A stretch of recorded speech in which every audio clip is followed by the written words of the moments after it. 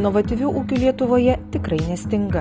Ypač didelį impulsą inovacijoms suteikia informacinės technologijos, kurios palengvina ūkio valdymo ir jo apskaitos tvarkymo darbus. Taip pat leidžia automatizuoti nemažai procesų, padidinti efektyvumą, sumažinti laiko sąnaudas ir rasti sėkmės receptą konkrečiam ūkiui.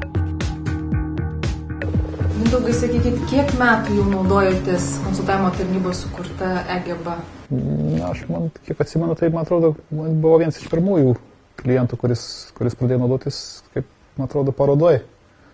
Pirmą kartą pristatė ir kažkaip užkabino ir nuo to metų pradėjau.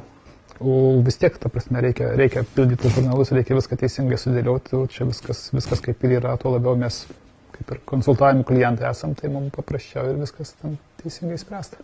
Tų hektarų kaip ir nemažai yra ir tikrai viską į galvą sudėti, ar sakykime, ant popierinių variantų susirašyti tikrai jau net tie laikai. Jau dabar turi kompiuterį, ten planšetinį ar telefone prisijungi ir, ta prasme, kiekvieną lauką matai, kas daryta, jeigu teisingai susivedi. Ir tikrai ten, sakykime, ar nesudvigubusi darbus ir kažko tai, bet žinausi, kiek panaudoji, sakykime, patrešė tą lauką, tokią normą, kiek dar reikia ten patrešti. Šiais laikais be šitos visos, be išmanių tų visų technologijų ir prieigų tų, tai neįmanoma turbūt dirbti, kiek suprantu.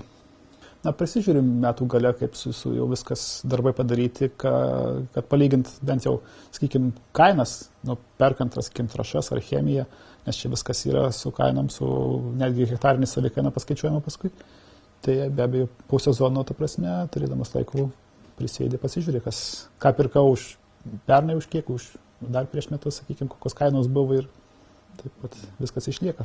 Dabar ką pirkau, sakykime, iš rudens trąšų ar sėklų ar chemikalų, jau viskas pas mane yra suvesta.